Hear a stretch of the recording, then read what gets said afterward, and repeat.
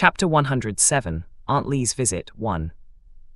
Thank you, team leader. This is what my family and I should do, Father Lu said with a smile. When Father Lu Han and Lu Cheng returned to Lu's house, Mother Lu said, send some meat to Juyu. Although it's not much, she earned part of the work points. Yes, Mother, Lu Han nodded. Mother Lu cut a catty of fat meat, a catty of pork belly, and 2 big bones for Lu Juyu. Chen Anwen saw this and said nothing. Compared with the meat given by Lu Juyu and Li Chenmo, this meat is nothing at all. Chen Anwen wrapped the meat in oil paper, put it into a bamboo basket along with some roasted nuts and melon seeds she made, and handed it to her husband. Seeing this, Mother Lu smiled and said, let's make braised pork for dinner. The children rarely have meat, so don't be stingy and cook more. All right, Chen Anwen was happy as her mother-in-law cares about her sons. Among the entire brigade, Mother Lu is known as the best mother-in-law. Compared with other mothers-in-law, she is reasonable and impartial. Mother Lu may be a little partial to Lu Juyu, but her love for her grandchildren comforts Chen Anwen's heart. The Lu family gets along very well, but the Li family was different. At this time, Father Li and Li Chen's had just returned from getting their share of meat. Because he was alone, Father Li only received 1.5 kilograms of meat. Li Chen's family received 3 kilograms of meat. He gave Father Li another kilo of meat as his filial piety. When Father Li returned home, he saw Li Chengshuan and Zhao Siyu drinking tea and eating snacks given by Lu Juyu in the living room. Seeing that they almost finished all the cookies, Father Li said nothing and walked to the kitchen. He thought they would leave when they were full. Unexpectedly, when they saw Father Li coming back with a basket full of meat, their eyes lit up and they hurried over. Father, you are back. Let me help you handle the meat, Zhao Siyu said while reaching out to take the basket. Father Li took his hand away and said, there is no need to bother you. After saying this, Father Li went to the backyard to clean up the meat. He plans to smoke the meat so he can eat it slowly. He has prepared the salt for curing the meat, so he really doesn't need any help. When the meat is ready, he can cut some and give it to his second son. While Father Li didn't have any meaning with his words, Zhao Siyu and Li Chengshuan assumed it otherwise. When Zhao Siyu heard Father Li's words, her face darkened and she muttered, it's just a piece of meat. Is it necessary to say these things like a stranger? Wife, don't be angry. Although we can't get some meat today, we will definitely be full tomorrow, Li Chengshuan coaxed her. Thinking of tomorrow's New Year's Eve dinner, both of them swallowed their saliva. Because of Li Chengshuan's matter, all their money was spent, leaving only some money that Father Li had given them before. Let alone meat, there is no food at home. Fortunately, Li Chengshuan went to find Li Chenmo yesterday and brought back a lot of food. Otherwise they will starve. After all, the factory only opened after the Lantern Festival. Since Father doesn't want us to help, let's go back. It's very cold today and my hands hurt, Zhao Siyu said as she walked towards the door. Li Chengshuan glanced at the backyard and shouted, Father, we will take our leave first. Father Li shook his head upon hearing this. Not long after, an educated youth who lived with Father Li came to the backyard. Seeing Father Li cleaning the meat, he came over and asked, Uncle Li, do you need any help? Father Li looked at him and said, it's all right, you can go about your business. The educated youth looked at Father Li for a while and said, if you need anything, just call me Uncle Li. Although I am not as good as others, I can learn. Father Li nodded to him, waved his hand, and motioned for him to leave. At the same time, Li Chenmo was sitting on the door threshold weaving bamboo bowls and plates, while Lu Juyu was peeling roasted chestnuts in the living room. When Lu Han walked into the front yard, he saw this scene. Li Chenmo saw him coming, nodded to him and said, Brother, why are you here? Mother asked me to bring this to you and Juyu, Lu Han said, holding up the bamboo basket in his hand. Seeing the meat and bones inside, Li Chenmo smiled and said, please thank Mother for me. Brother, come in and have a cup of tea, Lu Juyu said after taking the basket. No need, I have something to do at home. I will come to see you another day. Brother, wait a moment, Lu Juyu said and walked to the kitchen. After a while, she came back with a bamboo basket full of roasted chestnuts. Take this back, you and my second brother enjoyed eating it last time, so I made more this time. Lu Han took the basket and asked, did you go to the mountains again? No, these nuts can only be harvested in the fall. When Lu Han heard her words, he nodded and said, don't go into the mountains alone again. If you want to go, ask your husband to accompany you. I know, Lu Juyu nodded. I'm going back. Li Chenmo sent Lu Han away and continued to weave bamboo bowls. Not long after, Aunt Lee knocked on the door and said, "Are you home?" Hearing Aunt Lee's voice, Lee Chenmo cleaned up the bamboo chips, took all the bamboo strips and went to the backyard to continue working. After he went to the backyard, Lu Jiu went to open the door. When she opened the door, she saw Aunt Lee holding a 5-year-old boy in her arms, looking at her with a smile. "Aunt Lee, what brought you here today? Come in first," Lu Jiu said, stepping aside to let her in. Aunt Lee went in and said, Aunt Lee is here to pay for your medicine. After taking your medicine, Shitu's fever finally subsided." After hearing her words, Lu Jiu said, "Aunt Lee, you don't have to pay me. After all, we are neighbors, so there is no need to be so polite." After hearing her words, Aunt Lee was happy, but she still refused. "How can I do that? The medicine must be very expensive. You must accept the money, or I won't feel at ease." After saying this, Aunt Lee stuffed a few bills into Lu Jiu's hand. Since Aunt Lee insisted on doing this, Lu Jiu no longer refused and said, "Then I will accept it." Entering the living room, Aunt Lee looked at the roasted chestnuts on the table curiously, but didn't ask any further questions. After they took their seats, Lu Jiu put some tea in the cup and poured hot water. "Aunt Lee, have some tea." "Thank you." Aunt Lee accepted the tea and sniffed it. The tea is very fragrant, which is different from the tea she usually drinks at home or at other villagers' places. Lu Jiu looked at the boy and asked, "Shitu, do you want some milk?" The boy peeked at her from Aunt Lee's arms and nodded. Hearing what Lu Jiu said, Aunt Lee hurriedly said, "You don't need to give him milk, he can just drink it at home." Lu Jiu smiled when she heard Aunt Lee's words. These were merely polite words of rejection. She knew that not many villagers could afford milk powder. Therefore, since there is no money to see a doctor, it is impossible for Aunt Lee's family to be able to afford buying milk powder for her grandson. "It's all right to drink more milk, it's good for the children," Lu Jiu said, took out a can of milk powder from the cabinet, and made a bowl for Aunt Lee's grandson. Aunt Lee's eyes widened when she saw the milk powder. She thought that Lu Jiu would use 2 milk candies and melt them with hot water. This is how the villagers make milk for children. This was the first time Aunt Lee saw milk powder. Although the price is much more expensive than milk candies, the taste and nutritional value are also better. Lu Jiu put a bowl of milk in front of Aunt Lee and said, "Let it cool down before drinking." This, Aunt Lee was embarrassed by the warm hospitality. She came to thank Lu Jiu and pay for the medicine, but she benefited even more from this visit. Not only can she drink good tea, but her grandson can also drink a bowl of milk. The two chatted for an hour and Aunt Lee finally said, "It's getting late, I should go back now." "Aunt Lee, wait a moment." After saying that, Lu Jiu went to the kitchen and took 5 eggs from her space. In addition to the eggs, she also wrapped some roasted seeds and nuts in oil paper and put them in a bamboo basket.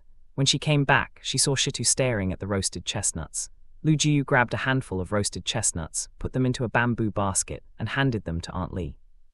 "Jiu, I can't accept it, it's too precious. You should leave it to yourself and your husband. Both of you need to nourish your own bodies," Aunt Lee said without taking the basket. "Aunt Lee, this isn't for you, it's for Shitu. He just had a fever and needs to nourish his body. Otherwise, there will be problems with his health." When Aunt Lee heard Lu Jiu's words, she remembered the gossip about her a few days ago.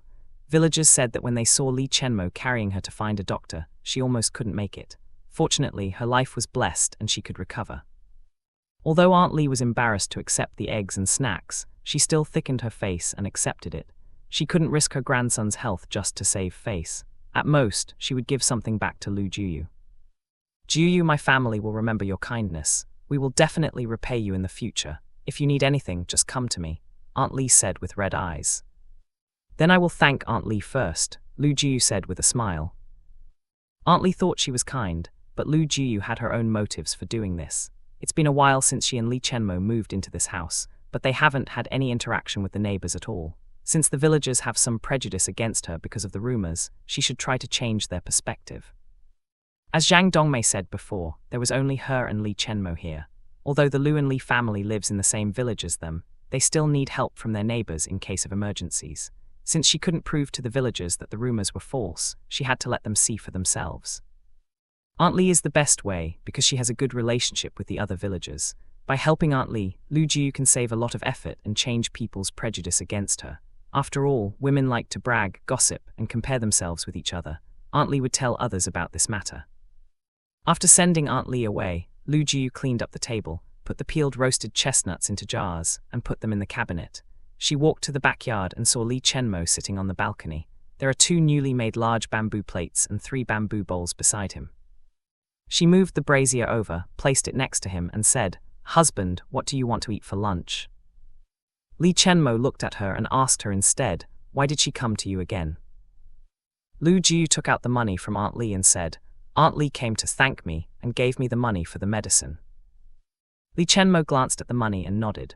Although it is only 3 yuan, it is a huge sum of money for the villagers. It seems that Aunt Li is a person who knows how to repay kindness. It wouldn't be a bad thing for his wife to have some acquaintances. After all, she was at home alone while he was working. If she had someone she knew, he would be more at ease and she wouldn't be too bored staying at home. At least she had someone to talk to. After putting the money in her pocket, Lu Jiu asked, "How about we eat some roast chicken?"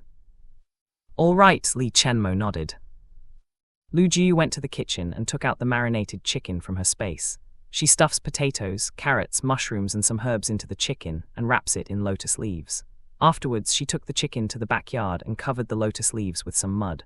By the time she finished, Li Chenmo had already lit a fire. A few days ago, when she asked her brothers to help build the pigsty, they also helped her build the brick oven.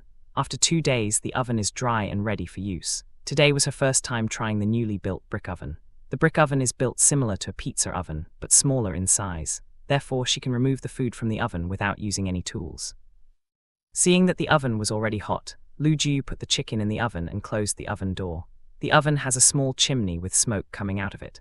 After putting the chicken in the oven, Lu Jiu steamed some rice and made hot and sour soup. Since today is meat distribution day, every family was cooking meat dishes, and the air was filled with the smell of meat. Although he likes meat very much, Li Chenmo still feels uncomfortable when he smells the smell of braised pork from morning till now. Fortunately, his wife didn't cook any meat dishes today, otherwise he might not be able to eat much. Almost an hour later, Lu Jiu finally put on thick cotton gloves and went to open the brick oven. When she took out the chicken, Li Chenmo only smelled something like dry mud. Seeing the black thing on his wife's hand, he was curious. Lu Jiu didn't notice her husband's gaze and put the chicken on the ground. She beats the chicken with a stick. With a snap, the dry mud covering the chicken shattered. In an instant, the air is filled with the fragrance of lotus. Li Chenmo couldn't hold back his curiosity, put down the half-woven bamboo plate, and walked over. When he squatted down, he saw the brown lotus leaves tied with hemp rope. Lu Jiu cut off the rope and opened the lotus leaf. The moment she removes the leaves, brown roast chicken emerges. The chicken was glistening with oil, and the aroma of herbs, roasted vegetables and chicken filled Li Chenmo's nostrils. The moment he smelled the fragrance, he felt that his saliva was pooling inside his mouth. Seeing him swallow, Lu Jiu smiled and said, "Husband, go wash your hands first." "All right." Different from his usual calmness, Li Chenmo strode towards the backyard and washed his hands and face hurriedly. After that, he went to the kitchen and brought soup and rice to the room. When Lu Jiu cut the roast chicken, she was very satisfied with the result. The brick oven was built to perfection. The chicken was tender and cooked evenly. The potatoes and carrots soak up the chicken juices and oil while roasting, leaving them soft and flavorful. After taking out the medicinal herbs, she handed the chicken drumstick to Li Chenmo and said, "Husband, you eat the chicken drumstick. I like chicken breast." Li Chenmo glanced at her and said with a smile, "Thank you, wife." Lu Jiu just smiled at him and served him a bowl of rice and soup. In fact, chicken thighs are her favorite, but Li Chenmo also liked it very much, so she chose to give it to him. She doesn't know when it started. As long as he is happy, she feels happy. She was happier to see him eating it with gusto than to eat the chicken thighs herself. Unknowingly, her feelings for Li Chenmo were deeper than she imagined. While they were enjoying their meal, the villagers were surprised by the sudden appearance of 2 officers. They rarely see officers visiting their villages, so when they saw the officers going to Han Yuheng's house, the curious villagers followed them. The officers arrived at Han Yuheng's house, knocked on the gate and said, "Team Leader Han, are you at home?" Not long after, the door opened, and Han Yuluo looked at the officers and villagers behind them. He works in the county and is used to having some contact with officials. Facing the officers, he asked calmly, "Who are you looking for?" "Is this the home of Team Leader Han?" an officer asked. Han Yuluo observed their expressions for a while and said, "Yes. We are here on behalf of the brigade commander," the official added. "Please come in." Han Yuluo stepped aside to let the officers in. He glanced at the villagers, then closed the door. With the gate closed, the villagers had no choice but to give up eavesdropping. They were unable to hear anything outside unless they climbed up the fence, but doing so would offend Han Yuheng. If they offended him, they would be assigned to do dirty and heavy work during the plowing or harvest season, so no one dares to do it. In the living room, Han Yuheng sat opposite the officers. After pouring them a cup of tea, he asked, "Comrade, may I ask what brings you here today?" The officers drink the tea before saying, "Team Leader Han, we come regarding the raising pig matter. The leader has agreed for your team to raise the pigs. If possible, it would be better to raise more as the lack of meat supplies in the towns and cities has worsened this year. This is the document." Hearing what the officer said, Han Yuheng breathed a sigh of relief. He took the document and put it in his pocket after confirming that there was nothing wrong with it. "Comrade, the matter of raising pigs was brought up by a villager. I will try my best to persuade the villagers to raise more pigs, but I cannot guarantee you that I will succeed. Next year we will try to raise up to 7 pigs, Han Yuheng said. The leader said that if your production team can raise pigs to 200 kilograms each, you will be rewarded, the officer said with a smile. Han Yuheng knew that the reward he was talking about was a promotion, but he really has no say in this matter, so he could only nod and make no promises to the officer. After drinking tea, the officers left the Han family with small gifts from Han Yuheng. Although they are forbidden to accept bribes, they can accept some local specialties. Every time they go to visit the production team, the team leader will give them something. This time, Han Yuheng gave them each a jar of meat sauce. This meat sauce was given to him by Lu Juyu. Although he felt a little bit reluctant, he didn't have anything good right now besides that. Although he didn't think much of it, the officers were pleased with the gift. Not to mention that it was meat, the meat sauce is really fragrant and mouth-watering. They decided to help Han Yuheng say a few good words in front of the leader. After the officers left, Han Yuheng went to Li Chenmo's house. When he arrived, Li Chenmo and Lu Jiyu were having lunch. "Brother Li, are you at home?" He knocked on the gate and shouted. Inside the room, Li Chenmo took a sip of water and said, "I'm going to see who's here. You can continue eating." Lu Jiyu nodded and continued to eat, while Li Chenmo went to open the gate. After a while the door was opened, and Li Chenmo saw Han Yuheng standing outside with a smile. Seeing him coming, he was surprised and said, "Team leader, what brings you here? Please come in." Han Yuheng shook his head, took out the document from his pocket and said, "I'm just here to give you the document. The leader agreed to let you raise 4 pigs. If possible, they hope you can raise the pigs to 200 kilograms. Hearing his words, Li Chenmo was taken aback. Pigs can be raised up to 150 kg, but beyond that it will be difficult in their current situation. Because of the limited amounts of hogweed, they can't eat too much at once. So pigs can only reach up to 150 kg. If they want to raise it to reach 200 kilograms, they need to feed the pigs better or let the pigs eat more." After thinking about it, Li Chenmo said, "I am confident that I can raise pigs to 150 kilograms, but it will be very difficult to raise them to 200 kilograms. After all, the matter of feed alone is a problem." Han Yuheng nodded and said, "Do your best. It would be great if you can do it, but it's okay if you can't." "Okay," Li Chenmo nodded.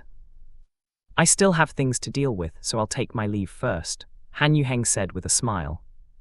"Walk slowly." After sending Han Yuheng away, Li Chenmo closed the door and entered his room. When he entered the room, Lu Jiyu hadn't finished her meal as if she was waiting for him. He smiled and continued eating. After eating, Li Chenmo went to wash the dishes, while Lu Jiyu went to check the plot in the front yard. Just after she finished watering the plot with the water from her space, Lu Jiyu saw Pan Meijian coming. She went to open the door and saw her pale face. "Meijian, what's wrong?" she asked worriedly. Pan Meijian pulled Lu Jiyu into the house while she kept looking at her back. After closing and locking the door, she said tremblingly, "Jiyu, I think I just witnessed a murder." Hearing her words, Lu Jiyu was shocked. She quickly pulled her into the living room and asked in a low voice, "Meijian, what do you mean?" "When I went to collect firewood at the foot of the mountain just now, I saw Huang Yuanfeng being pushed into the pit. I didn't dare to check on her situation, so I ran away," Pan Meijian said with a pale face. "Jiyu, what if she dies while I run away?" she asked, tears rolling down from the corners of her eyes. Lu Jiyu poured her a glass of warm water and said, "Meijian, listen to me. Even if she really died, it's not your fault. In this case, it's normal for anyone to think about themselves first. You need to calm down first. We will report this matter to the team leader." Pan Meijian nodded and drank the water. As she drank it, her icy body finally stopped shaking. Seeing her calm down, Lu Jiyu said, "You wait for me here. I'll ask my husband to go with us." Pan Meijian nodded blankly. Lu Jiyu is very worried about her situation, but this matter needs to be reported as soon as possible. Otherwise, if they came too late, Huang Yuanfeng might really have died. Although some people would blame Pan Meijia for leaving Huang Yuanfeng alone in this situation, and might say that she was too cruel, her actions were not wrong. In the future, this situation will be common, as everyone is afraid of encountering the situation of touching porcelain. Not to mention that there are no mobile phones that can record the situation in this era. Even in modern times, many people will be accused by the families of the victims after saving lives. When Lu Jiu walked to the backyard, Li Chenmo saw her anxious face and asked while holding her cold hands, "Wife, what's wrong?" Lu Jiu took a deep breath to calm down and said, "Husband, can you accompany Meijia and I to Team Leader Han's house?" "Is there a problem?" he asked with a hint of worry in his voice. Lu Jiu nodded and said, "Meijia saw someone pushing Huang Yuanfeng at the foot of the mountain. She didn't dare to check the situation, so she ran away. I think we should report this matter to the team leader." "Okay, go change your clothes first. We'll leave right away," Li Chenmo said with a frown. The two took Pan Meijia to Han Yuheng's house. They walked quickly and arrived at Han Yuheng's house in less than 20 minutes. When Han Yuheng saw them coming, he was stunned. He just went to visit Li Chenmo. Why did he come here now? "Team leader, there is something important that needs to be reported. Can we go in and talk?" Li Chenmo asked. "Of course, come in." Han Yuheng nodded and moved aside to let them in. After entering the living room, Han Yuheng asked, "What's wrong?" "Captain, please go to the foothills and rescue Huang Yuanfeng," Pan Meijia suddenly said. Han Yuheng was stunned and asked, "Comrade Pan, what happened?" When I was collecting firewood, I saw someone pushing Huang Yuanfeng. She fell into a pit. I didn't dare to check on her, so I ran away." Han Yuheng narrowed his eyes and asked, "Did you see who pushed her?" "No, I just know he's a man." "I'll ask other villagers to go to the foothills to have a look."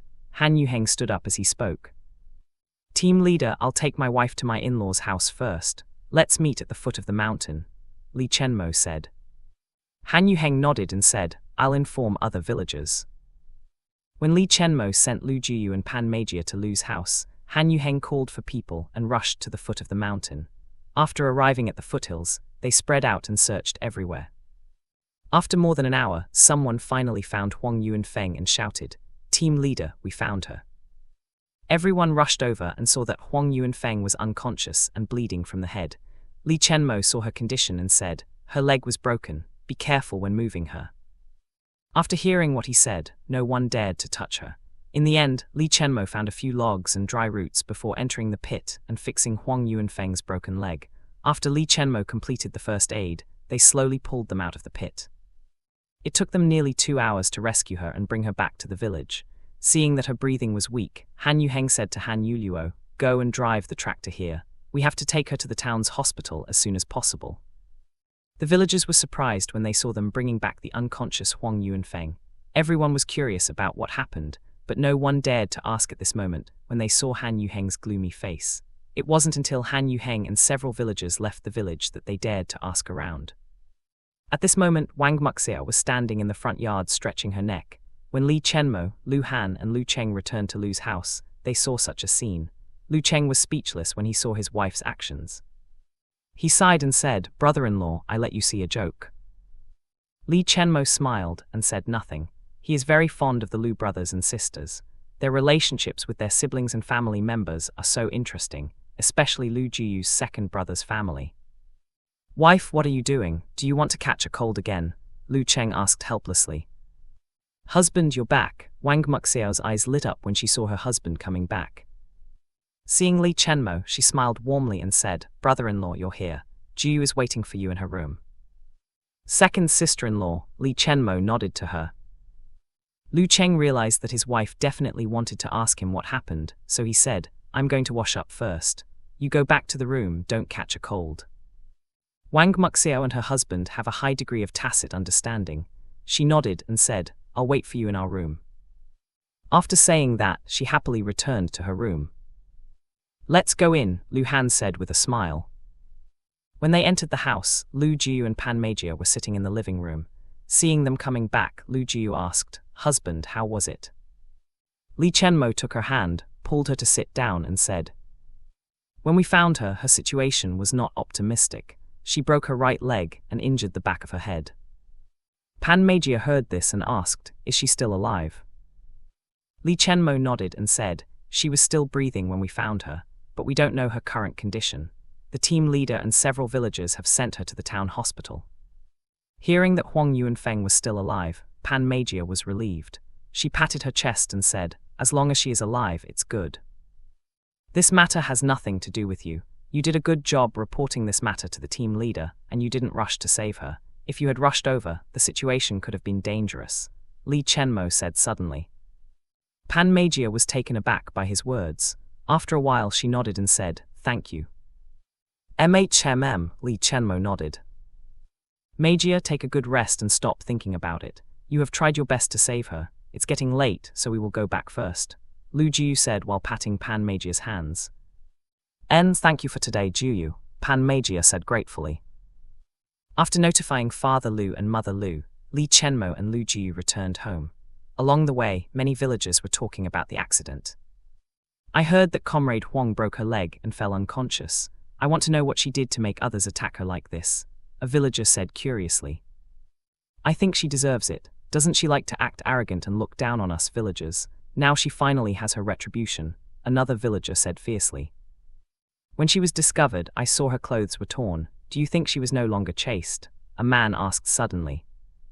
"This may be the case. Who knows who she is with at that time? These educated youths look intellectual and dignified, but in fact they are more shameless than us. Don't you know that the educated youth who lives in Old Ma's house was caught red-handed while sleeping with Old Ma's daughter?" a middle-aged woman said with a sneer. "Did such a thing happen?" Upon hearing the news, the villagers gasped. "Just wait, we will have a wedding banquet at Old Ma's house after the new year," the middle-aged woman said affirmatively. Lu Jiu frowned when she heard what the villagers said. These people love to spread gossip, without even confirming the credibility of what they hear. When she turned her head, she noticed Li Chenmo's silence, but she didn't ask any questions. Regarding this accident, she had a feeling that it had something to do with those people hired by Huang Yuanfeng to harm her. It has been several days since Pan Meigia warned her, but they did nothing. These days she's never alone, so those gangsters had no chance to attack her. Perhaps it was because of this matter that there was a conflict between them and Huang Yuanfeng, which led to the current situation. After returning home, the two washed up, had a simple meal, and went to rest. On the Kang bed, Lu Jiu nestled in Li Chenmo's arms. Both of them were lost in thought. After a long time, Li Chenmo suddenly said, "Wife, tomorrow is New Year's Eve. You'd better go to bed early." Lu Jiu chuckled and said, "I know, but I can't sleep." "Are you afraid?" he asked. "No, with you protecting me, I'm not afraid anymore," she said with a smile. "Chem, you have so much confidence in me." Li Chenmo glanced at his wife's side profile and asked. "Of course," Lu Jiu said without hesitation. In her heart, she added, "You are the male protagonist. With your male lead's halo, who can hurt me?" Li Chenmo was happy for his wife's trust, but at the same time he was worried about her safety. The wounds on Huang Yuanfeng's head were caused by blunt objects. When he went down into the pit, he saw a stone with a trace of blood on it. When they pulled her out of the pit, he saw the empty pouch behind the tree. In addition, Huang Yuanfeng also had a trace of blood on her nails. It seems that what Pan Meigia saw was not everything. He guessed that the man who attacked her was the same man who had followed his wife earlier. He still remembered the lewd eyes of that man when he looked at Lu Jiu. Maybe the man was trying to do something to her and accidentally pushed her into the pit. They just need to examine the bodies of those people to find the culprit. The guy with the scratch is the culprit. After reaching the conclusion, a cold light flashed in Li Chenmo's eyes. Tomorrow he has to go to Han Yuheng and inform him.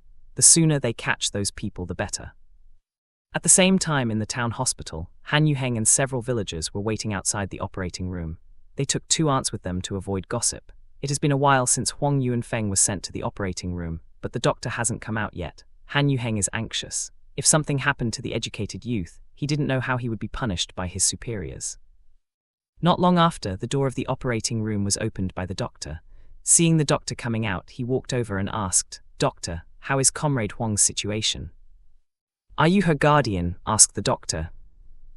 "No, I'm the leader of the production team. You can tell me about her situation," Han Yuheng said. He felt that something bad must have happened to Huang Yuanfeng.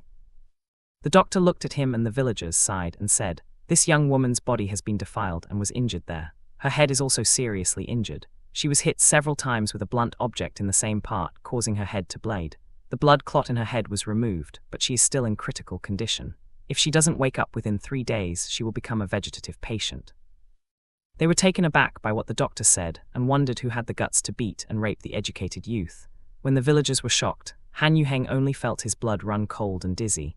He staggered a few steps before sitting on the ground. "I'm done for," he muttered to himself. If Huang Yuanfeng dies or becomes a vegetative state, he cannot escape his responsibility as team leader. Unless the culprit is found, he will be held accountable for his dereliction of duty. Seeing his condition, the villagers didn't know how to comfort him. Finally, an aunt said, "Team leader, there is nothing we can do except wait for her to wake up. How about we go back first and come back tomorrow?" Han Yuheng knew that everyone wanted to go back because tomorrow was New Year's Eve. No one wants to stay and guard Huan Yuanfeng, including himself. So he nodded and said, "I'll ask the nurse to take care of her. We should go back now." After paying the hospital bills, Han Yuheng and the villagers returned to the village with heavy hearts. Although it was not their family members who were lying on the hospital bed, they still couldn't help worrying. What if Huang Yuanfeng wasn't the only victim? What if the culprit finds another target, and it's their family? The thought of these possibilities sends shivers down their spines. At the same time, in a nearby production team, a man was packing clothes in a panic. His face was pale and his back was covered with cold sweat. He rummaged through the cabinet and took out all the money inside. After that, he quickly left home. The glaring scratch marks on his neck were still bleeding as he ran away. Early the next morning, Lu Jiyu woke up before dawn. After kissing Li Chenmo on the chin, she went to the backyard and entered her own space. After taking a hot bath, she felt refreshed and went to the warehouse to get some white flour, white rice, noodles, meat, eggs, chicken, fish, and vegetables. Before leaving, she also picked up a bottle of oyster sauce. Today is New Year's Eve, and they will celebrate the new year with Father Li. Although Father Li asked them not to bring any food to his house, Lu Jiyu took into account the appetites of her husband and the Li family, and was afraid that Father Li's food would be eaten by them until not much left. So she still prepared some ingredients and brought them over.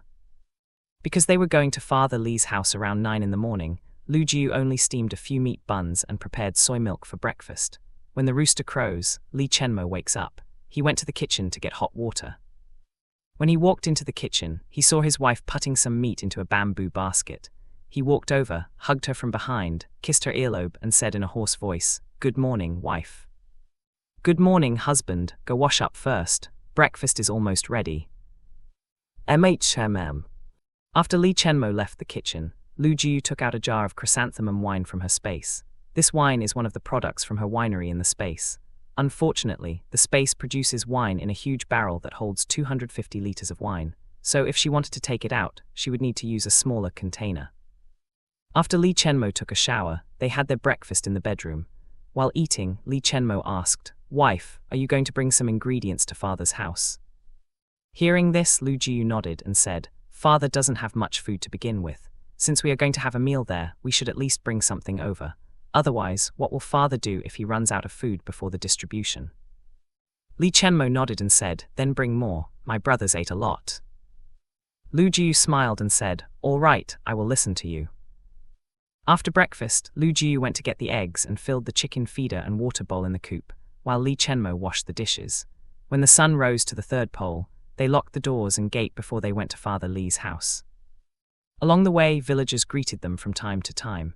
Everyone saw that there was nothing wrong with Li Chenmo's legs, and he was not limping as they thought.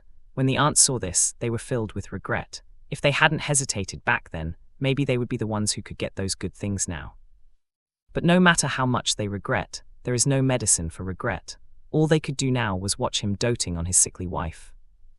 Li Chenmo and Lu Jiyu didn't know what the villagers were thinking, so they slowly walked towards Father Li's house. Before entering the front yard, Lu Jiyu heard Lu Chengshuan's voice. Facing Li Chengshuan, she actually felt very uncomfortable. His gaze gave her goosebumps all over her body, making her feel as disgusted as if she was being looked at by a pervert. "Father, why haven't my third brother and third sister-in-law come yet?" "They can come whenever they want, you don't need to worry about them." Father Li's voice sounded impatient. Li Chenmo frowned when he heard his second brother's tone when he asked about them. When they walked inside the front yard, he felt a tug on his sleeves and turned his head. He saw his wife was frowning and asked in a low voice, "Wife, what's wrong? Do you feel unwell?" Lu Jiyu shook her head and said, "I just want to hold you." Li Chenmo didn't know what happened to her, but he found that she looked a little uncomfortable. He nodded and took her hand as they entered the house. When they walked in, they found that everyone was there except the children. Seeing them walking hand in hand, Father Li smiled and said, "Third son Xiaoyu, you are here. Come, sit down first and warm yourself up." Father, brothers, sisters-in-law, the two of them greeted everyone first and then took their seats. As Li Chenmo placed the bamboo basket down, Zhao Siyu asked, "Third brother, what did you bring?" Li Chenmo ignored her, looked at Father Li and said, "Father, we brought you some ingredients from home. Later just use it to cook the meal." Father Li was both happy and distressed. Among the three sons, only Li Chengxun came without bringing anything. Although he asked them not to bring anything, Li Chen's brought some eggs, meat, and white flour. Although not as good as Li Chenmo, it was still his filial piety, so Father Li was happy and did not reject him. Li Chen's and Zhang Dongmei did not feel embarrassed or jealous when they saw the things in the bamboo basket. Instead, they felt distressed and worried because Li Chenmo kept spending money recklessly. When everyone was chatting, Zhang Dongmei noticed that Lu Jiu didn't say much and kept her head down unlike usual. It seems that she wants to reduce her presence. At first, she thought Li Chenmo and Lu Jiu had a quarrel, but when she saw Li Chenmo being so attentive to his wife, she was a little confused until she heard Li Chengxun's words and saw Zhao Siyu's eyes. "Third sister-in-law, are you feeling unwell? Why do you lower your head?" Li Chengxun asked softly, with a hint of worry. Zhang Dongmei frowned when she heard Li Chengxun's tone. For a brother-in-law, his tone and words were too attentive. She glanced at Lu Jiu and saw that she ignored Li Chengxun and turned to Li Chenmo instead. After a while, Li Chenmo looked at Li Chengxun and said, "Second brother, my wife is timid, so please don't disturb her." After saying this, Li Chenmo held Lu Jiu's hand and said, "Father, I will take Jiu to my room to have a rest first." Father Li glanced at Li Chengxun with a frown and nodded. Lu Jiu entered Li Chenmo's room and closed the door, while Li Chenmo went to the backyard to check the woodshed and kitchen. He went to repair the broken fence and fill the water tank in the kitchen. After they left, Zhao Siyu sneered and said, "I don't know how the third brother is going to spend the rest of his life with such a delicate and sickly wife." Zhang Dongmei frowned and said, "Second sister-in-law, even father said nothing. What right do you have to comment on how the third brother is living his life? Everyone can see how good the third brother and his wife's relationship is, so you and your husband don't need to worry about them. I believe the third brother knows what is best for himself." Zhao Siyu looked at Zhang Dongmei and said with a smile, "I was wondering why is my sister-in-law so talkative all of a sudden? It seems that you have received a lot of benefits from our new sister-in-law, so you can't wait to say good things about her." Zhang Dongmei chuckled lightly and said with a smile, "Who are you putting an act for? Don't you also enjoy the same benefits as me? I heard that the second brother even went to see the third brother personally." Zhao Siyu felt that her mask was torn away by Zhang Dongmei and felt very embarrassed. She shouted angrily, "What nonsense are you talking about? Sister-in-law, don't think that just because you are my eldest sister-in-law, I will allow you to humiliate me like this." This time, Zhang Dongmei stopped talking and drank tea calmly, ignoring her words. Being so blatantly ignored, Zhao Siyu cried in anger. She turned to look at Father Li and asked, "Father, are you just going to watch my sister-in-law humiliate me? Am I not your daughter-in-law?" Father Li sighed, put down his teacup and said, "You have been arguing with everyone for a year. Aren't you tired? Can we at least spend New Year's Eve in peace?" "Father, you can't be so biased. My sister-in-law bullies my wife. How can you say such things to my wife instead?" Li Chengxun said suddenly. Li Chen's glanced at him and said, "Second brother, isn't it your wife who bullies others? Why didn't you say anything when your wife talked about our third brother's wife? No matter how delicate our third brother's wife is, it has nothing to do with us. We have no right to say anything. After all, it is not you who has a delicate wife, nor is it your wife." Father Li watched his sons and daughters-in-law quarreling and sighed. He shook his head and said, "I'm going to see your uncle." After saying that, Father Li left the house. Li Chen's glanced at Li Chengxun and Zhao Siyu coldly, then walked to the backyard. Zhang Dongmei went to Father Li's room to check on his sons. Li Jingqian and Li Jingsu both slept in Father Li's room, unaware that their parents were quarreling with their uncle and aunt. When they were alone, Zhao Siyu glared at Li Chengxun and said, "Look how good your family is. If I knew we were not welcome, I wouldn't have come today. It's better to go to my parents' house for New Year's Eve dinner." Li Chengxun was already unhappy with what Li Chen's and Li Chenmo said, so when he heard his wife's words, he went out without saying anything. Seeing that he just left her alone, Zhao Siyu stamped her feet before leaving to find her friends. In Li Chenmo's room, Lu Jiu was peeling peanuts while listening to their quarrel. She wanted to make some garlic roasted peanuts for Li Chenmo later. This snack is great to have with some chrysanthemum wine. After peeling the peanuts, she went to her own space to wash her hands, took out 2 bags of milk candies, and then left her own space. After Lu Jiu came out, she went to find Zhang Dongmei. When she came to Father Li's room, she saw that the children were already awake.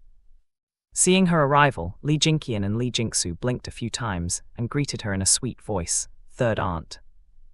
For a moment, Lu Jiu felt like her heart had been shot by Cupid's arrow, and she was overwhelmed by their cuteness. She walked up to them, touched their heads and said, so obedient, "These candies are for Xiaoroqian and Xiaoxu." When Zhang Dongmei saw that Lu Jiu gave 2 bags of milk candies to her sons, she quickly said, "Sister-in-law, you have already given them so much candy and milk powder. You should keep this for yourself." After hearing what their mother said, the children did not dare to take the candy and could only watch with their eyes wide open. Lu Jiu smiled and said, "Sister-in-law, this is nothing special." Lu Jiu handed the candy to the children and said, "Xiaoroqian, Xiaoxu, this is for you. Share it with your friends." The children looked at Zhang Dongmei, but did not take the candy. Only when their mother nodded did they dare to take the candy. "Thank you, third aunt," they said in unison. Zhang Dongmei was helpless and also grateful that Lu Jiu doted on her son. After all, they are a family, so there is no problem in accepting her gift. She remembered that she still had some materials in her cupboard. Later she will use it to make 2 socks for Lu Jiu. While the two were chatting in the room, Li Chenmo and Li Chen's were repairing the fence in the backyard. Since there was nothing else to do, they chatted while they worked. "Third brother, don't take what the second brother and second sister-in-law say to heart. You know their personality. Arguing with them will only waste your time." Li Chen sighed and said, "Brother, I understand. As long as they don't bully my wife, I will ignore their words." Li Chenmo said calmly, but his tone was serious. Li Chen's chuckled and said, "I didn't expect you to be so protective of your wife." Li Chenmo smiled and said, "She is my wife, the one I want to spend the rest of my life with. I will not let anything or anyone make her sad or angry. When the snow melts, I will help you plow the land in your yards. With the mulch made by your wife, the land will be fertile enough to grow some vegetables. In this way, you can save some money," Li Chen said as he tied the bamboo fence with hemp rope. "Then I'd like to thank my brother first," Li Chenmo said with a smile without refusing. "Your wife has always given good things to me and my family. If I do nothing while accepting these things, I will have no face to see you in the future," Li Chen said casually. Hearing this, Li Chenmo smiled and said, "There's nothing I can do. My wife likes to share good things with our family." Li Chen sighed and couldn't help but say, "She is too generous. If this continues, I'm worried that you will run out of food and money." "Brother, don't worry about us. I have enough money to support her and her generosity." Li Chen's turned to look at him and asked seriously, "Third brother, have you done anything dangerous?"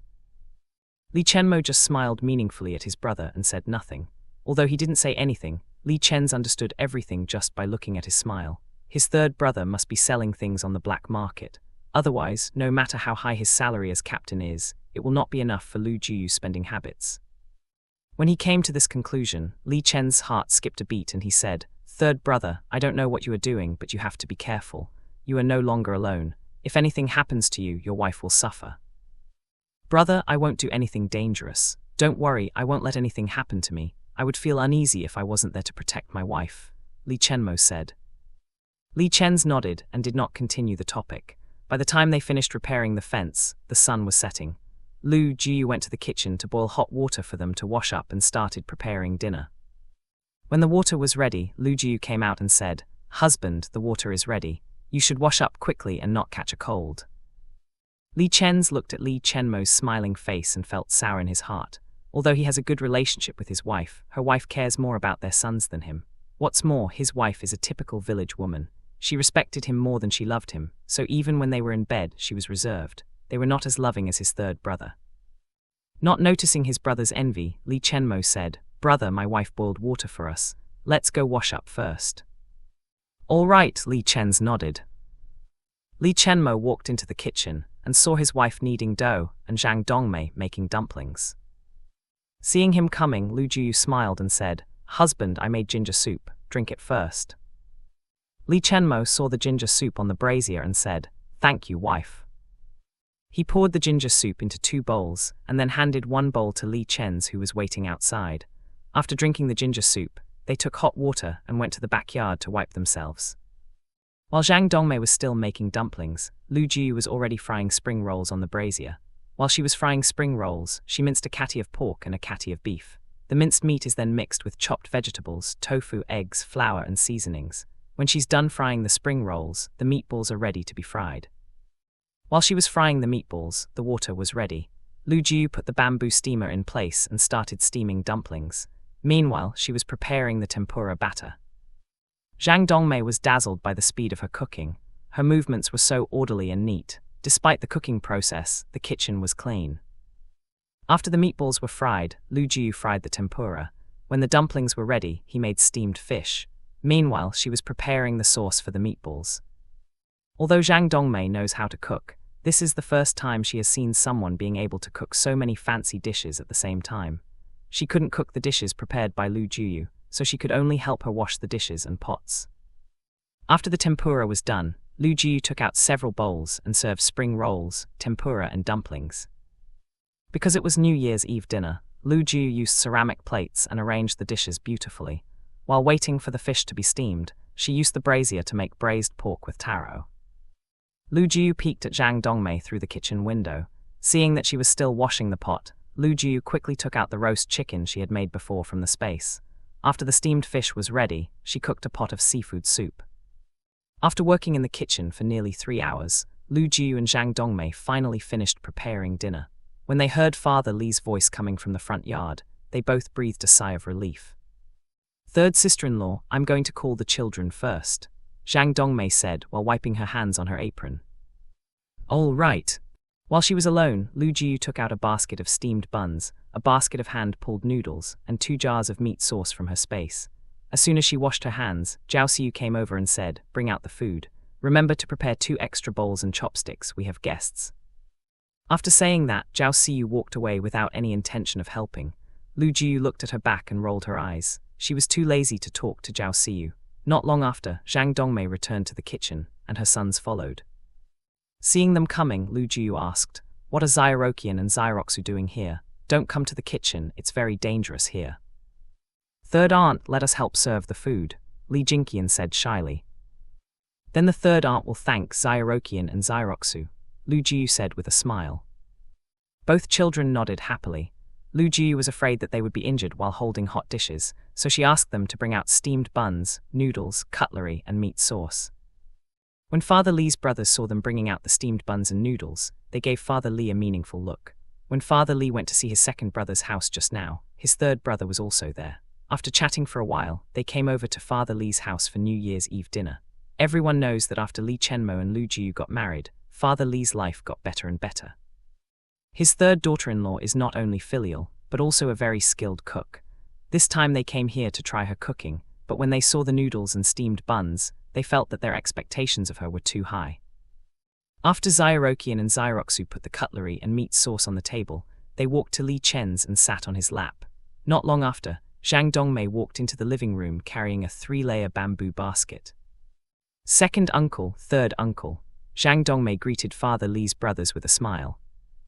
After greeting them, she took out a plate of tempura, a plate of spring rolls, and a plate of lion head meatballs from the bamboo basket. Everyone's mouths watered when they saw these dishes. Not to mention the aroma, the exquisite presentation alone will whet your appetite. Zhang Dongmei went to the kitchen, and when she came back, she was followed by Lu Jiu. She placed a pot of braised pork with taro and seafood soup in the center of the table, before walking over and sitting down beside Li Chen's. Lu Jiu entered the living room and was stunned when she saw the guests inside. She remembered that they were all Li Chenmo's uncles, so she smiled and said, "Hello, uncles. You are here. Third daughter-in-law, you have good skills." Li Chenmo's second uncle smiled and praised her. Lu Jiu smiled and took out a plate of steamed fish and roasted chicken from the bamboo basket. Everyone swallowed when they saw the food on the table. After everyone sat down, Father Li said with a smile, "Today is the end of this year, let's have a full meal. It's a pity that there is no good wine." After hearing what Father Li said, Lu Jiu remembered that she had brought chrysanthemum wine and said, "Father, I brought some chrysanthemum wine that I brewed before. I'll get it right now."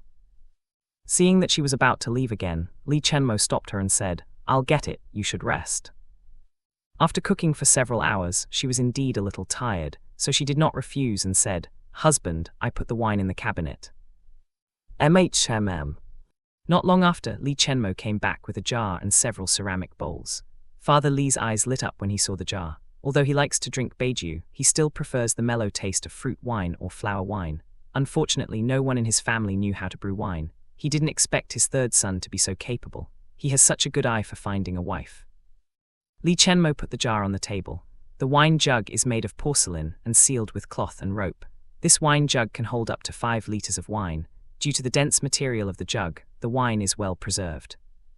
The moment he untied the rope and uncovered the cloth, the living room was filled with the aroma of wine. The aroma is mellow and intoxicating. Even Xiaoroqian and Xiroxu took a few deep breaths. Li Chenmo poured wine for Father Li first, and then for his uncles and brothers.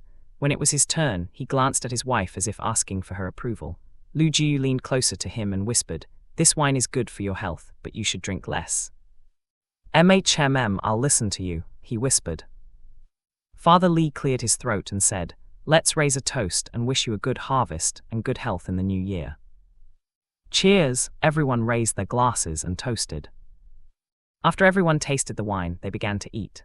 As usual, Lu Jiu helped Li Chenmo first. She scooped up a bowl of bone soup and put some noodles in it. She also added a few slices of fatty meat, 2 pieces of tempura and 2 meatballs to the noodles. Then she scooped 2 spoonfuls of spicy meat sauce and placed it on top of the noodles. After that, she put the bowl of noodles in front of Li Chenmo. At first everyone thought noodles were less fragrant than steamed buns, but when they saw Lu Jiu put so much meat on the noodles, they followed her example. The tempura becomes soft and chewy after being soaked in the soup. With the addition of spicy meat sauce, the noodles are even more fragrant. The more Li Chenmo ate, the greater his appetite became. Lu Jiu was worried that he would suffer from indigestion if he ate too fast, so she reminded him in a low voice, "Husband, eat slowly." Li Chenmo nodded and slowed down his eating speed. While eating, Li Chengshuan looked at them with jealousy. He glanced at Zhao Siyu and saw that she was busy stuffing herself with meat. Her lips were covered in oil and some sauce dripped onto her clothes, which she didn't even notice. Without comparison, people will not know their shortcomings. Compared with Lu Jiu, Zhao Siyu looks old and unkempt. Not only is she rude and disrespectful, she doesn't even know how to take care of her husband. He glanced at Zhang Dongmei and saw her gently wiping her son's mouth and placing braised pork into Li Chen's bowl. Lu Jiu is picking steamed fish for Li Chenmo.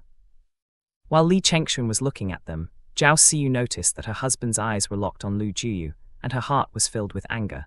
She kicked Li Chengshuan's legs under the table and glared at him. Because of Zhao Siyu's kick, the braised pork in Li Chengshuan's chopstick fell onto the table. He looked at his wife's unsightly face and lowered his head. He picked up the meat on the table and ate it silently. At this moment, he remembered his female friend in town. That woman has a gentle personality and a soft figure. Just thinking about her made him feel hot all over. Compared with Zhao Siyu, that woman is hundreds of times better at serving him. An hour later, dinner was finally finished. When Father Li and his brothers went to the veranda to chat, Li Chenmo helped Lu Jiu clean the table. This time, she didn't let him do it and said, "Husband, you don't have to do this. Go talk to your father. My sister-in-law is helping me." Li Chenmo looked at her and said, "Use more hot water when washing dishes." I understand." After he left, Zhang Dongmei smiled and said, "This is the first time I have seen third brother nagging like this. He cares about you very much." "Sister-in-law, stop teasing me," Lu Jiu said shyly. Seeing her blushing, Zhao Siyu snorted and said, "What is there to be proud of? If it weren't for your scheming, the third brother wouldn't even look at you, let alone marry you. It's precisely because he is a good person that he treats you well." After saying this, she left the living room without looking back. Lu Jiu looked at her back thoughtfully. She always felt that Zhao Siyu had a grudge against her, but she had never had anything to do with her, not to mention offended her. If she hadn't married Li Chenmo, she would never have crossed paths with Zhao Siyu. So, what is the reason for her being so hostile to her? Zhang Dongmei looked at the two people and sighed. Lu Jiu was too young to understand that Zhao Siyu's hatred came from her own jealousy. What's more, her jealousy towards Zhao Siyu was not only because of Lu Jiu's beauty and luck for marrying Li Chenmo, but also because of Han Yuluo.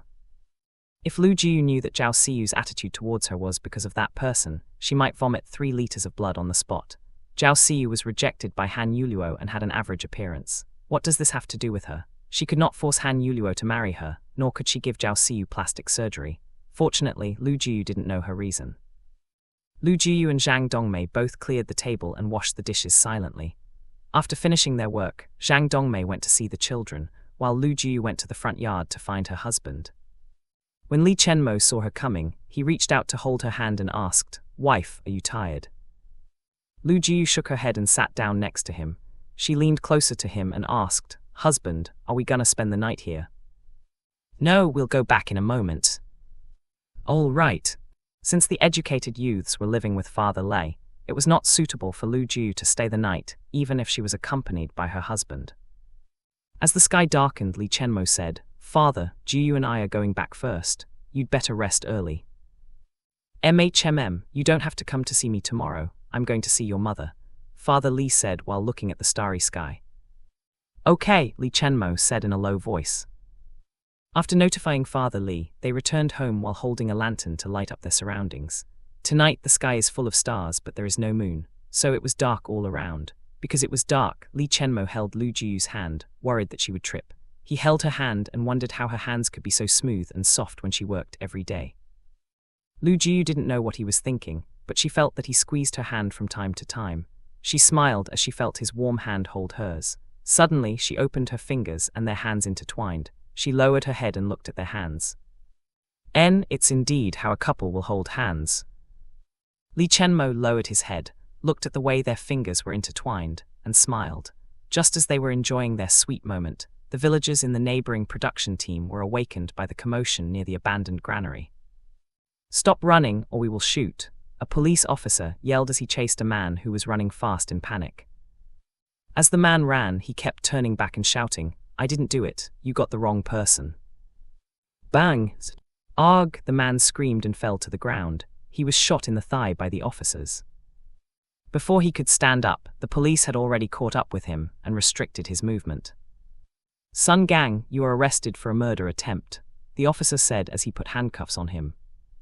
"Let me go, you found the wrong person, it wasn't me," Sun Gang shouted while struggling. "We already have evidence of your crime, you'd better follow us obediently."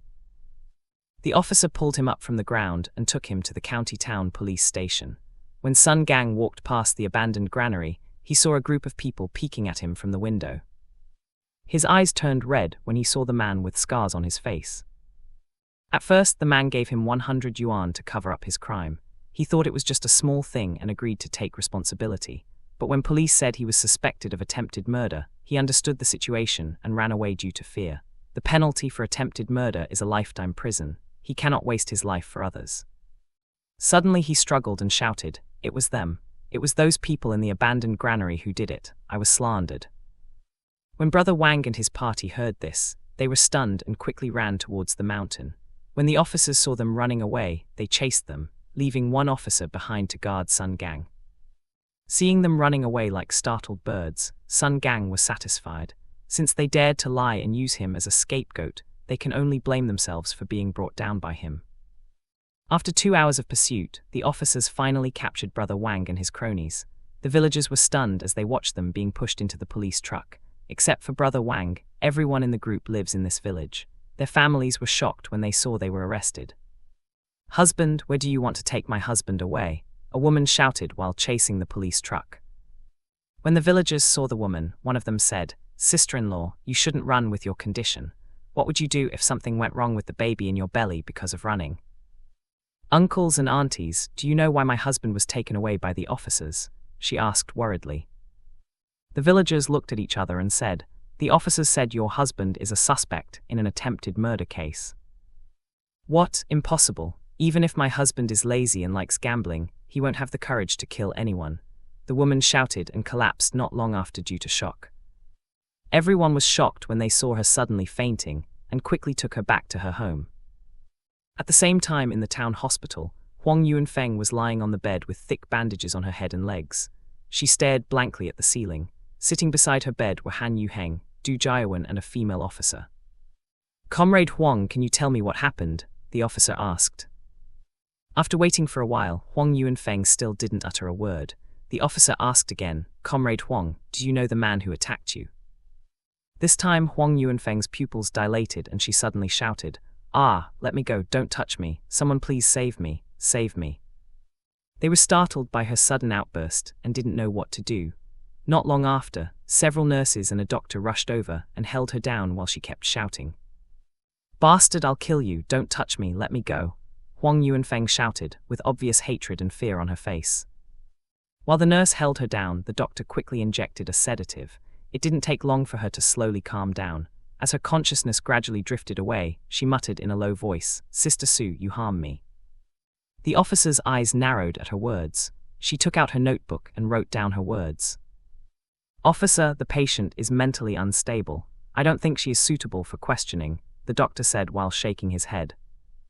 "I understand," the officer nodded and left the ward. Outside the ward, Han Yuheng sighed, patted Du Jiawen on the shoulder and said, "Comrade Du, I will leave her in your care. After all, in her current condition, it is better for her fiancé to take care of her." Du Jiawen's face was gloomy when he heard Han Yuheng's words. He looked at Huang Yuanfeng with eyes full of disgust and disdain through the door. Even when she was chaste, he didn't think she was good enough for him.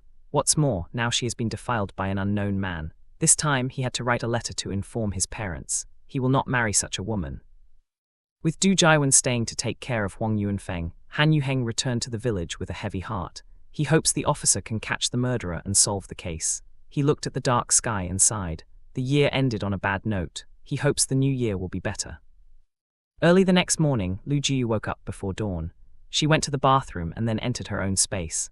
After taking a hot bath, she went to the warehouse to get canned fruit, milk candies, fruit candies, maltos, roasted nuts, roasted seeds, and some biscuits.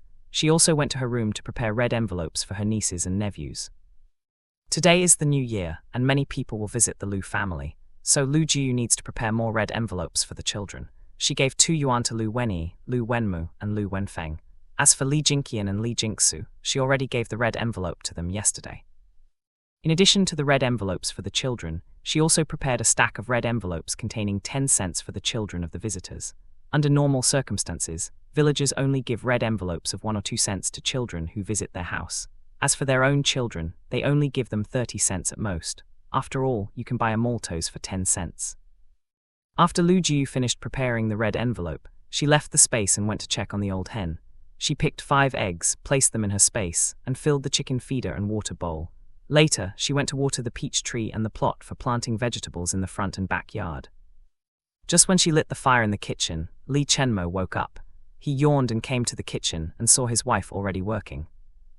"Wife, let me help you," he walked into the kitchen and said hoarsely. Lu Jiu walked over, kissed his chin and said, "Good morning, husband." Li Chenmo smiled smugly in his heart. Now his wife would take the initiative to kiss him. It seems his plan to boil the frog in warm water worked. Although he was in a joyful mood, his expression remained calm. He lowered his head and kissed Lu Jiu's soft lips. "Good morning, wife," he said with a smile and looked at her deeply. Lu Jiu was stunned by his sudden kiss and stood there motionless. Li Chenmo was very satisfied with her reaction, patted her head gently, and went to light the fire. He lowered his head, and no one saw his sly smile. As he tended to the fire, he couldn't help but think, the next goal is for her to get used to me kissing her lips. When she gets used to it, then, he. At this time, Lu Jiu didn't know what indecent thoughts her husband had in his heart. Although the kiss was fleeting, her heart was still beating fast. After taking a few deep breaths, she finally calmed down and asked, "Husband, shall we have tang yuan for breakfast?" "All right," Li Chenmo agreed readily. Both worked in silence. Although no one spoke, the atmosphere was warm and comfortable, not awkward at all. In addition to tang yuan, Lu Jiu also made turnip cakes and longevity noodles. Although eating longevity noodles is common when celebrating birthdays, it symbolizes health and wealth, so it is also consumed on the first day of the new year. When breakfast was almost ready, Lu Jiu said, "Husband, go wash up and change into new clothes. I will deliver breakfast to the room in a while." "Okay," Li Chenmo took the hot water and went to wash up. After washing up, Li Chenmo saw a new set of clothes on the bed. The clothes were made by his wife and given to him before they got married. He wasn't willing to wear it before for fear of getting it dirty, but today he was happy to wear it. After changing his clothes, he took a look at Lu Jiu's new clothes on the bed. When he discovered that their clothes were made of the same material and color, the corners of his mouth couldn't help but curve. The longer he looked at it, the more pleasing the clothes became.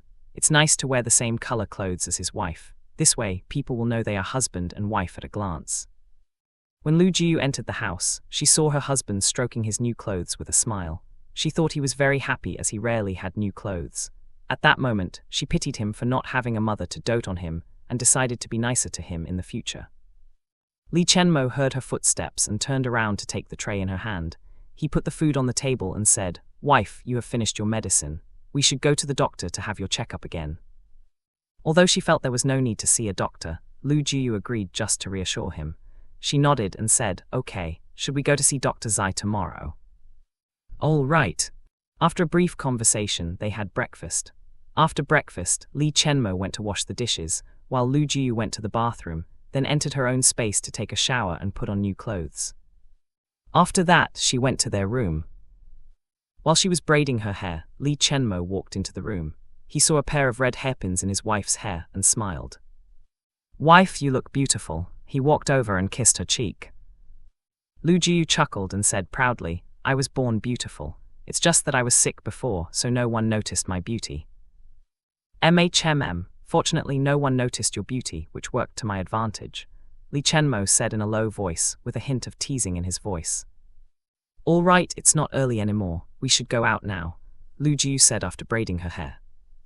"I'll get the bamboo basket." Lu Jiu locked the bedroom door and waited for Li Chenmo in the living room. Seeing him coming, she locked the house and the gate before going to Lu's house. Along the way, they saw children running wildly with smiles on their faces. Their pockets were filled with roasted nuts, candies, and melon seeds given by the villagers they visited.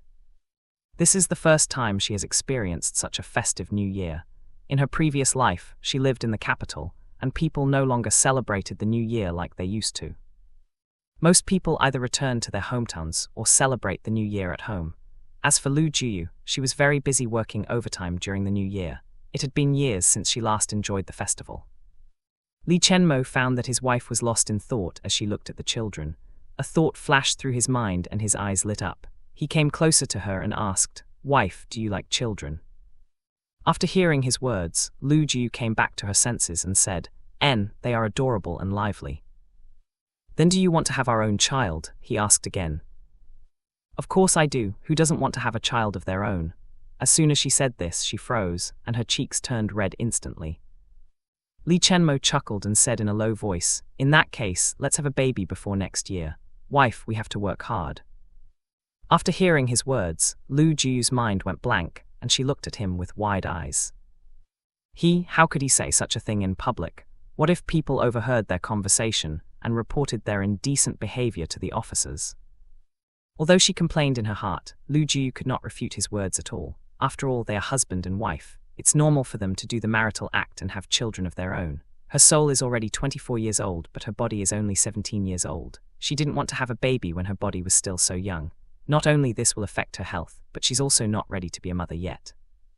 When Li Chenmo noticed her hesitation, his eyes dimmed, and he said with a smile, "Wife, if you don't want to, I can wait for you.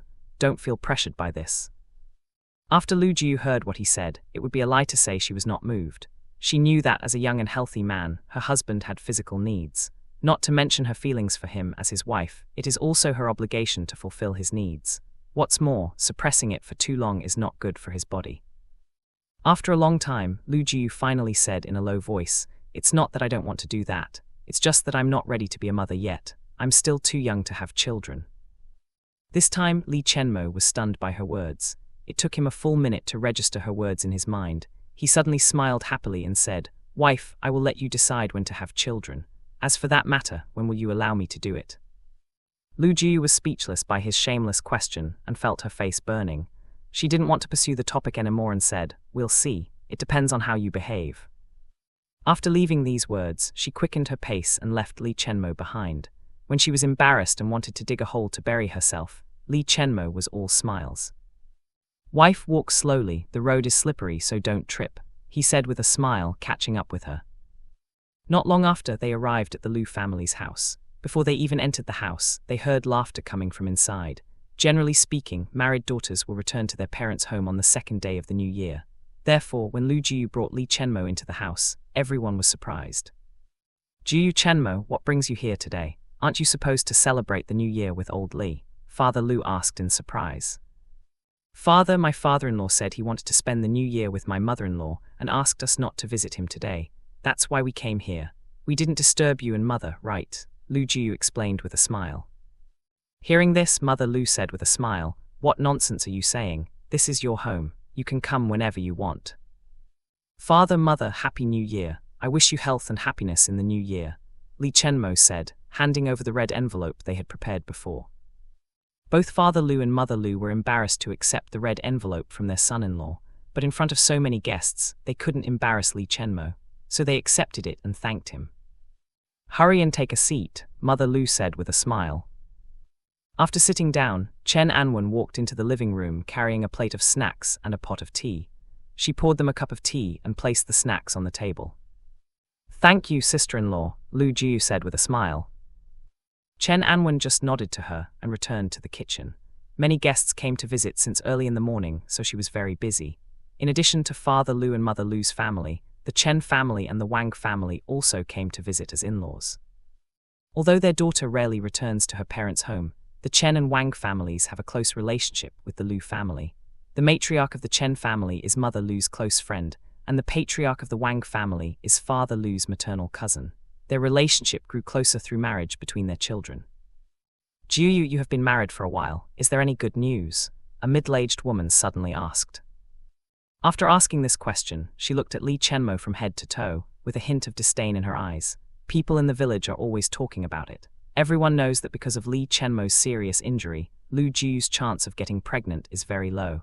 In this aspect, he is as good as a cripple. When Mother Lu heard her distant cousin ask this question, she felt unhappy and frowned. Everyone knew that his son-in-law had been seriously injured before. Although he's much better now, he's not completely healed yet. Even if Lu Jiu and Li Chenmo get married and consummate their wedding, they won't get pregnant so quickly. After all, they were married less than a month ago. The words of her distant cousin not only put her daughter and son-in-law into an embarrassing situation, but also touched upon their family's private affairs. Before Lu Jiu or Mother Lu could answer, Wang Muxiao suddenly said, "Second aunt, before you ask about my sister-in-law, shouldn't you worry about your own daughter first? She has been married for 2 years, but there has been no movement in her stomach at all. I heard that if she doesn't give birth to a fat son this year, her mother-in-law will force her husband to divorce her."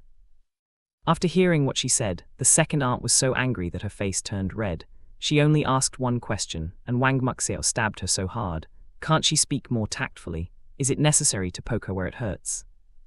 Although the second aunt was furious, she could only hold back her anger and said with a smile, "Second daughter-in-law, what are you talking about?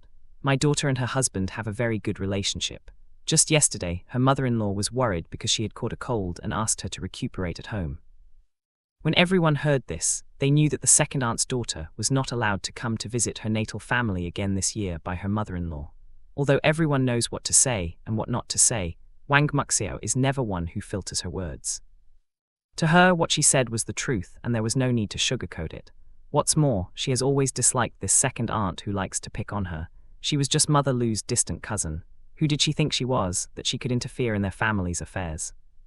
So she let out a long "oh" and sighed exaggeratedly before saying, "It is such a blessing that my cousin-in-law was loved by her mother-in-law. However, it seems that my second aunt is going to visit my cousin-in-law again this year. I don't know when my cousin-in-law will be able to visit my second aunt on the second day of the new year like others." After hearing her words, the second aunt gritted her teeth bitterly and took a few deep breaths. If it weren't for the news that Mother Lu had found a good son-in-law and received many good things from him, she wouldn't have bothered to visit them during the new year. After a while, Wang Muxiao suddenly let out an exclamation, which shocked everyone. "Ayah!" When Lu Cheng saw his wife holding her stomach while exclaiming, he jumped up from his seat, held her hands and asked worriedly, "Wife, what's wrong? Where did you feel unwell?" Wang Muxiao held Lu Cheng's hand and said pitifully while pouting, "Husband, our son just kicked me, it's so painful." Lu Cheng was stunned when he heard her words. Aunt Barbie's supposed to kick after 6 or 7 months. The baby is less than 3 months old. How can the baby kick her stomach? Do their second child grow up faster than their first child? His wife started acting weird again. Even though he knew that his wife was acting to irritate his second aunt, Lu Cheng could only support his wife and said angrily, "Wife, I will scold our son later. How dare he kick his mother and cause you pain?" Mother Lu and Father Lu's eyes almost rolled to the back of their heads when they saw their silly son and second daughter-in-law putting on a show. After hearing what they said, the second aunt was so angry that she almost vomited blood on the spot. She finally couldn't control her anger to continue to watch Wang Muxiao provoking her anymore. She looked at Mother Lu and smiled stiffly. Cousin-in-law, you have a good daughter-in-law. Sister, you praise her too much. She is too honest with her words. If she offended you, I apologize on her behalf, Mother Lu said with a smile. She was just joking and didn't cause any harm. There will be guests coming to my house later, so I'll take my leave first, the second aunt said through gritted teeth. Sister, walk slowly, Mother Lu said with a smile, but Father Lu just nodded to her. The second aunt waited for a while and found that she would not receive any gift like other guests, so she left angrily. After she left, Lu Jiu couldn't hold back her laugh anymore and let out a snort before she coughed to cover her laugh. Li Chenmo lowered his head and used his teacup to hide his smile. Who said the second daughter-in-law of the Lu family is simple-minded? It is obvious that she is very smart and cunning. She even takes advantage of the straightforward character that people attribute to her and does whatever she wants without caring whether she offends others. You should learn how to control your mouth. Don't offend people at will. Be careful, they will retaliate against you, Mother Lu said, glaring at Wang Muxiao. Mother, how can you blame me? If the second aunt doesn't interfere in our family's affairs, I won't talk about her family's affairs. I'm just returning the favor. Wang Muxiao pouted, obviously not thinking that she had done anything wrong. She knew it was not good to speak to elders like that, but the second aunt is so hateful. Because she had been married for so long and still had no son, the second aunt even wanted to introduce a girl to her husband. Fortunately, her husband was loyal to her and refused to divorce her. If her act doesn't count as wanting to destroy her marriage, then what does? She will remember this grudge forever. Mother Lu was helpless. She kept reminding her second daughter-in-law to be more tactful when she talked, but no matter how she taught her, she didn't want to change her approach. She couldn't help but worry about her every day. All right, don't scold her anymore. Today is the new year, it's unlucky, Father Lu said suddenly. With Father Lu interceding for Wang Muxiao, Mother Lu could only let the matter go. Lu Cheng breathed a sigh of relief and said, Mother, Father, I will bring my wife back first to our room. Father Lu nodded at him. After they left the room, Lu Jiu said, Mother, Father, I'll go help my eldest sister-in-law. As a son-in-law, Li Chenmo stayed in the living room chatting with his father-in-law and mother-in-law. When Lu Jiu went to the backyard, she saw Pan Magia washing dishes and Chen Anwen pouring hot water into the basin. Chen Anwen saw her coming and asked, Jiu, do you need anything? Sister-in-law, is there anything I can help you with? Lu Jiu asked her. We're almost done, Chen Anwen said with a smile and then returned to the kitchen. Jiu, you're here, Pan Magia said with a smile. Lu Jiu smiled and sat on the low stool next to Pan Magia. She helped her wash the dishes and said, Magia, thank you for helping my family. It's nothing, Uncle Lu and Aunt Lu let me have dinner with them. They didn't even charge the ingredients for my food. All I can do is help them with some small things, Pan Magia said sheepishly. If it weren't for the kindness of the Lu family, she might not even have a bowl of porridge, let alone meat and fish. She was grateful and would be embarrassed if she didn't do anything to help them. What she didn't know was that because she was sincere to Lu Jiu and cared deeply about her, therefore the Lu family was so kind to her. After all, they love Lu Jiu so much, and whoever treats her well is also treating them well. While Pan Magia and the Lu family were happily celebrating the new year, Zyro Yiking was standing in the front yard of the Yang family with a pale face. After being driven away by Father Lu, Han Yuheng asked the villagers to take her in, but no one was willing to take her in. In the end, the Yang family expressed their willingness to let her stay. She looked at Mother Yang coldly and said, Return my money to me, or I will report you for stealing. After hearing her words, Mother Yang was not afraid at all. She is used to doing whatever she wants and is known as the most unreasonable woman in the village. As the old people say, a shameless person is unrivaled. Mother Yang snorted coldly and sat down on the cold ground. She slapped her chest and wailed loudly, Heavens, what crime did I commit to meet this bitch? Not only did she seduce my son, but she also wanted to report me to the officers. Zyro Yiking was startled by her sudden shout. Her face turned red, then white, then red again due to her anger and embarrassment. Who doesn't know that Mother Yang's son is lame? He was beaten until he was sent to the hospital, and to this day he still has not yet recovered. When he recovered, his chest would sunken and his leg would limp. No woman in the entire brigade wanted to be his wife. Mother Yang's words were like pushing her into a pit of fire. Before she could refute, Mother Yang continued to shout and wail, I let her live in my house because of pity for her, who knew that not only would she eat the food without paying me, but but she would also report me for stealing her money. Heaven how can I live this bitter life? You, shut up, you are talking nonsense. Zyro Yiking was flustered and angry by Mother Yang's actions and accusations. It was obvious that they had stolen her money, but they slandered her by confusing right and wrong. What a shameless and unreasonable person. Today is the first day of the new year, and many people have come out to visit their relatives and friends. Therefore, when they heard Mother Yang's wail, they all came over curiously. Mother Yang looked at the crowd that started to gather with her peripheral vision. When a lot of people had gathered in the front yard of her house, Mother Yang covered her face with her sleeves and pinched her thighs secretly. Feeling the severe pain, Mother Yang took a deep breath. She endured the pain and pinched a few more times. If she wants to convince the villagers, she needs to shed real tears. When she lowered her sleeves, her eyes were already red and tears were streaming from the corners of her eyes. She looked pitiful. Zyro Yiking and the villagers were stunned when they saw her appearance. Everyone in the village knew that Mother Yang was unreasonable, and it was rare for her to cry so sadly. After all, she has a strong fighting ability and is rarely bullied. It seemed that this time, she finally met her match. As for Zyro Yiking, she didn't know why Mother Yang could cry like this. When she was crying just now, her eyes were dry. In the blink of an eye, she was crying so much that tears and snots came out like it was free. Aunt Yang, what happened? Why are you crying like this? A villager asked curiously. Sister-in-law, you should get up first. You are old and the ground is cold. You will get sick if you sit on the ground for too long. Another woman kindly advised her, but how could Mother Yang let go of this opportunity? When people were feeling sorry for her, she beat her chest and said while wailing, "Everyone, please make a judgment. I know I am just a village woman and illiterate, but I am honest and have a little courage." The villagers laughed after hearing her words. If Mother Yang was an honest and timid person, afraid there would be no evil or bold person anymore.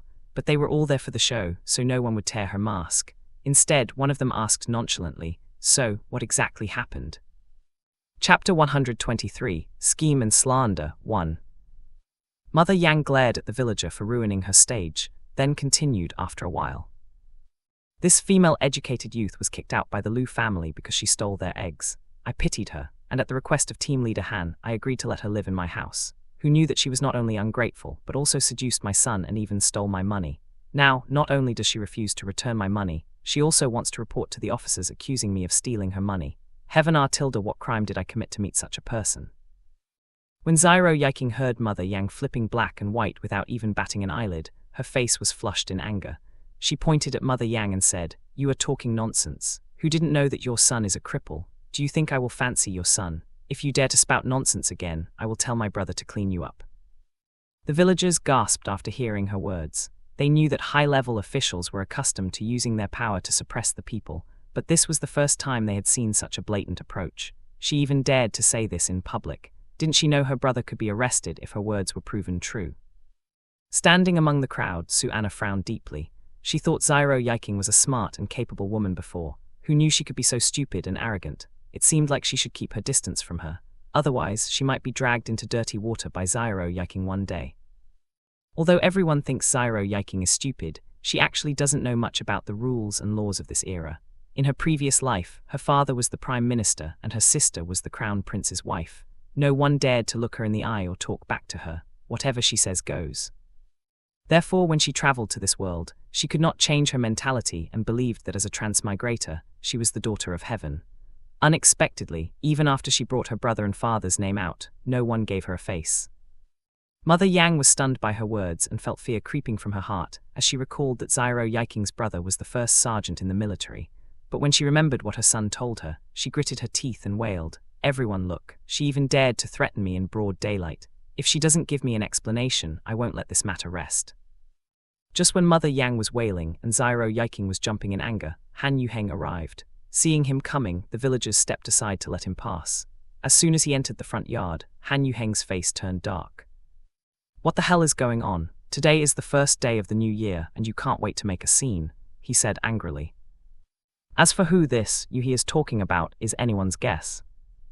When Mother Yang saw him, she stood up from the ground and rushed over to hold his hand. Sensing her intention, Han Yuheng frowned and took a few steps back, avoiding her hands. Unable to grab his hand, Mother Yang stood there awkwardly. The villagers laughed when they saw this. "Aunt Yang, you are indeed still young and agile. As soon as you see the team leader, you move faster than my naughty son. a villager shouted while laughing. Hearing this, Han Yuheng's face darkened and he glared at the onlookers. Seeing his cold gaze, everyone held back their laughs but refused to leave. "Speak, what's going on? Why is there so much noise so early in the morning?" he asked coldly. "Team leader, you have to give me and my son justice. This female-educated youth not only stole my money, but also seduced my son. Now, after they did the deeds, she wants to abandon my son. She even accused me of stealing her money," Mother Yang said with tears in her eyes. When the villagers heard that Xiao Yiking had done the deeds and wanted to abandon Yang Lichao, they all looked at each other in disbelief. Although Yang Lichao looks decent, he is lazy and a scoundrel. Not to mention that Xiao Yiking was from the capital, beautiful, rich and young. Does she still need to seduce Yang Lichao? Afraid that it was Yang Lichao who wanted to force her to marry him, this was also the first time they saw the man being abandoned by the woman after they did the deeds. Usually, it is women who are abandoned by men. Indeed, the Yang family is different from ordinary people. Han Yuheng understood Xiao Yiking's origins and the Yang family's character. He didn't believe what Mother Yang said at all, but this matter must be handled well, otherwise, he may be reported by Mother Yang. After all, she's an unreasonable person and dares to do anything. "What do you have to say?" Han Yuheng asked Xiao Yiking. "Team leader, they stole my money. I want to report them for theft and slander," Xiao Yiking said through gritted teeth. Seeing them looking at each other viciously, Han Yuheng touched his forehead. While he was still thinking about the best solution, Yang Lichao stood at the door and said with heartache, "King, if you want to abandon me, I have nothing to say, but please don't slander my mother." Everyone was shocked by his words. When they looked at him, they saw the heartache, despair, anger, sadness and love in his eyes when he looked at Xiao Yiking. Looking at his complicated expression, they almost believed his words. They never knew Yang Lichao was a good actor. Xiao Yiking was so angry that her whole body was shaking. She pointed at him and said, "Yang Lichao, you are so shameless. What makes you think I will like you? Compared with Brother Chenmo, you are nothing. I will never choose you over Brother Chenmo." As soon as she finished speaking, everyone gasped again. The show is getting more and more exciting.